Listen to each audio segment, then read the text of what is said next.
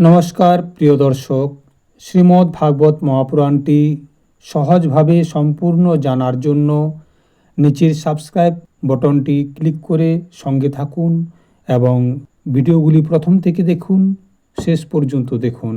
আর ভালো লাগলে অবশ্যই লাইক ও কমেন্টস করে জানাবেন। শ্রীমদ্ ভাগবত মহাপুরাণ প্রথম স্কন্ধ ষষ্ঠদশ অধ্যায়। শ্রী সুতজি সনুকজিকে বললেন, পাণ্ডবদের স্বর্গযাত্রার পর ভগবানের পরম ভক্ত রাজা পরীক্ষিত শ্রেষ্ঠ ব্রাহ্মণদের শিক্ষা অনুসারে পৃথিবীকে শাসন করতে লাগলেন। ওনার জন্মের সময় জ্যোতিষীরা ওনার বিষয়ে যা কিছু বলেছিলেন সেই মহান গুণগুলি ওনার মধ্যে বিদ্যমান ছিল।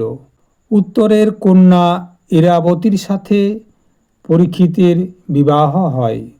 তার গর্ভ থেকে জন্মজেয় আদি 4টি পুত্র জন্ম হয় এবং কৃপাচার্যকে আচার্য রূপে বানিয়ে তিনি গঙ্গার তীরে 3টি অশ্বমেধ যজ্ঞ করেছিলেন। এই অশ্বমেধ যজ্ঞে দেবতারা প্রত্যক্ষ রূপে প্রকট হয়ে নিজের নিজের অংশগ্রহণ করেছিলেন। একবার দিগ্বিজয় করার সময় রাজা পরীক্ষিত দেখলেন শূদ্র কলিযুগ রাজার বেশ ধারণ করে একটা গায় এবং একটা বলদকে পায়ে করে লাথ মারছে। তখন রাজা পরীক্ষিত তাকে বলপূর্বক ধরলেন এবং অনেক শাস্তি দিলেন। শ্রী সুতজির মুখে এই কথা শোনার পর সৌনকজি সুতজিকে জিজ্ঞাসা করলেন যে দিগ্বিজয়ের সময় রাজা পরীক্ষিত কলিযুগকে শাস্তি না দিয়ে কেন ছেড়ে দিলেন? তিনি মেরে দিলেন না কেন? কেননা রাজার বেশ ধারণ করলেও সে তো একটা অধম পাপী ছিল। যে গায়কে লাথ মারে সে তো একটা পাপী। তবে এটা যদি ভগবান শ্রীকৃষ্ণের লীলা রস পান করার মতো হয় তবেই বলুন, তাছাড়া অযথা সময় নষ্ট করে তো কোনো লাভ নেই। অল্প আয়ুর কারণে যে সমস্ত ব্যক্তিদের মুক্তি যাওয়ার সত্ত্বেও মৃত্যু হয়ে যায় তাদের কল্যাণের জন্য ভগবান যমকে আহ্বান করে তাদেরকে এখানে সামিত্র কর্মের মধ্যে নিযুক্ত করা হয়েছে। যতক্ষণ যমরাজা এই কাজের জন্য এখানে নিযুক্ত আছেন ততক্ষণ পর্যন্ত কারোর তো মৃত্যু হবে না। মৃত্যুগ্রস্ত মনুষ্যলোকের জীব যাতে ভগবানের সুধাতুল্য লীলাকথার রসগুলি পান করতে পারে সেই জন্য মহর্ষিগণ ভগবান যমকে এখানে ডেকেছেন। একদিকে তাদের আয়ু কম, আবার অন্যদিকে বুদ্ধিও কম। এই অবস্থায় দুর্ভাগ্যবশত সংসারের বিজয়ী পুরুষের আয়ু ব্যর্থই চলে যাচ্ছে। দিন যায় মিথ্যা কাজে আর রাত্রি যায় ঘুমানোর মধ্যে। এ কথা শোনার পর সুতজি বললেন, যে সময় রাজা পরীক্ষিত কুরুজাঙ্গাল দেশে সম্রাট রূপে নিবাস করেছিলেন সেই সময় তিনি শুনেছিলেন যে তার রাজ্যে সেনার দ্বারা সুরক্ষিত সাম্রাজ্যের মধ্যেও কলিযুগের প্রবেশ হয়ে গিয়েছে। আর এই খবরটি শোনার পর ওনার দুঃখ হয়েছিল অবশ্যই, কিন্তু এই জন্য সে ততটা দুঃখিত হননি, কেননা সে যুদ্ধ করার একটা সুযোগ পেয়েছিল। তাই রাজা পরীক্ষিত ধনুর্বাণ উঠালেন। তিনি কালো ঘোড়ার দ্বারা সাজানো রথে চড়লেন, যেখানে সিংহের পতাকা লাগানো রয়েছে। সুসজ্জিত হয়ে তিনি নগরের বাইরে বেরিয়ে পড়লেন। সেই সময় হাতি, ঘোড়া, রথ, পদযাত্রী সেনারাও ওনার সাথে সাথে চলতে লাগলো। তিনি ভদ্রাস্য, কেতুমাল, ভারত, উত্তর কুরু এবং কিমপুরুষ আদি জেতার পর ওখানে রাজাদের কাছ থেকে উপহার স্বরূপ যা কিছু পেলেন সেগুলি নিয়ে নিলেন। তিনি ওই সমস্ত দেশগুলির সব জায়গায় প্রজাদের মুখে ওনার পূর্বপুরুষ মহাত্মাগণের যশ কথার সাথে সাথে ভগবান শ্রীকৃষ্ণের মহিমা কথা শুনতে পাচ্ছিলেন। সেই সাথে তিনি এটাও শুনতে পাচ্ছিলেন যে অশ্বত্থামার ব্রহ্মাস্ত্রের হাত থেকে ভগবান শ্রীকৃষ্ণ কিভাবে তাকে রক্ষা করেছিলেন। যদুবংশীয় এবং পাণ্ডবদের মধ্যে কতটা গভীর প্রেম ছিল। পাণ্ডবদের ভগবান শ্রীকৃষ্ণের প্রতি কতটা ভক্তি ছিল, আর যাহারা রাজা পরীক্ষিতকে এই কথাগুলি শোনাতেন তাদের প্রতি তিনি অত্যন্ত সন্তুষ্ট হতেন। উনার মনে খুব আনন্দ হতো এবং তিনি খুশি মনে তাদেরকে মূল্যবান বস্ত্র, মণিযুক্ত হার উপহার দিতেন। প্রজাদের কাছে তিনি এটাও শুনতেন যে শ্রীকৃষ্ণ পাণ্ডবদের প্রেমে বশ হয়ে তাদের রথের সারথি পর্যন্ত হয়েছিলেন। তিনি রাতের বেলা অস্ত্র ধারণ করে পাণ্ডবদের শিবিরের পাহারা পর্যন্ত দিতেন। শুধু সেটাই নয়, তিনি সমস্ত বীর পুরুষকে পাণ্ডবদের কাছে মাথা নিচু করিয়ে দিয়েছিলেন।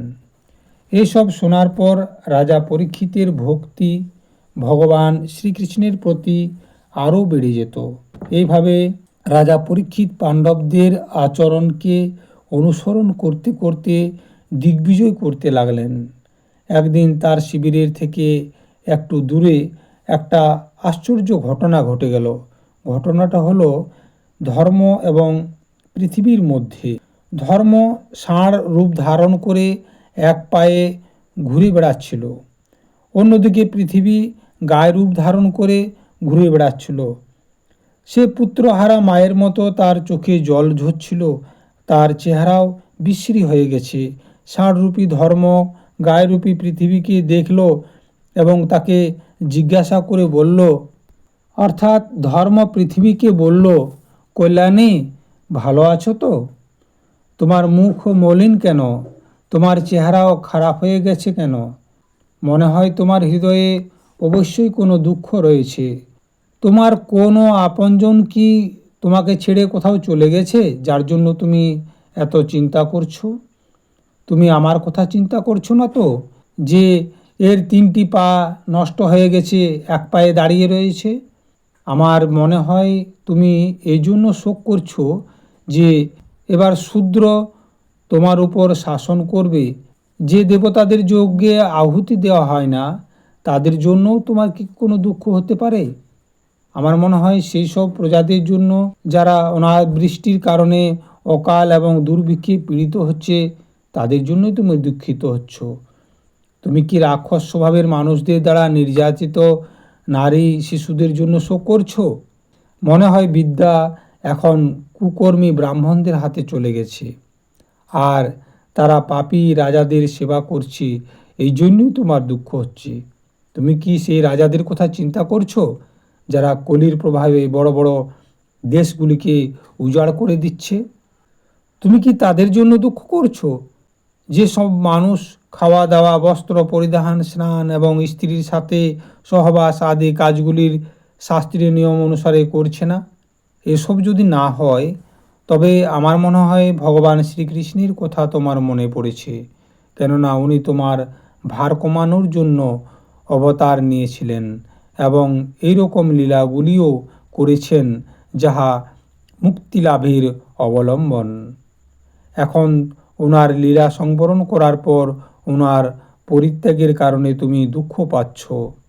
হে দেবী, তুমি তো ধনরত্নের খনি, তবু কেন তোমার এত দুঃখ? তুমি আমায় পরিষ্কারভাবে বলো।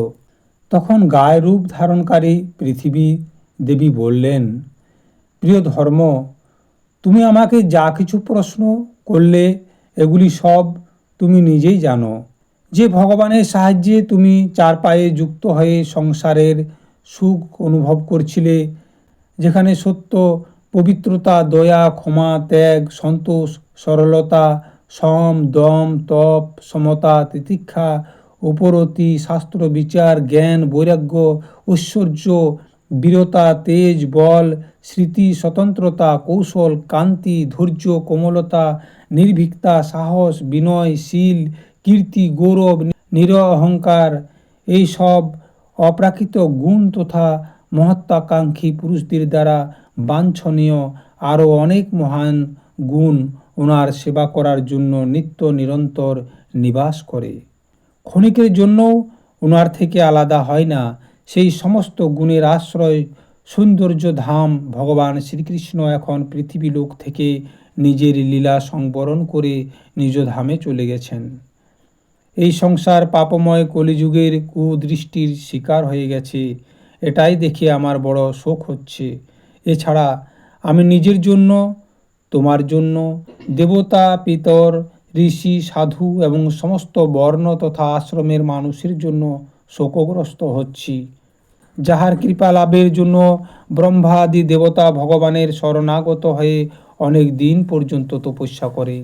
মাতা লক্ষ্মী নিজের নিবাস স্থান পদ্মবন পরিত্যাগ করে বড়ই প্রেমের দ্বারা যাহার চরণ কমলের সেবা করে, সেই ভগবানের পদ্ম, বজ্র, অঙ্কুশ, ধ্বজা আদি চিহ্নতে যুক্ত শ্রীচরণগুলিতে বিভূষিত হওয়ার কারণে আমার মহান বৈভব প্রাপ্ত হয়েছিল, আর ত্রিলোকে আমার শোভা বৃদ্ধি হয়ে গিয়েছিল।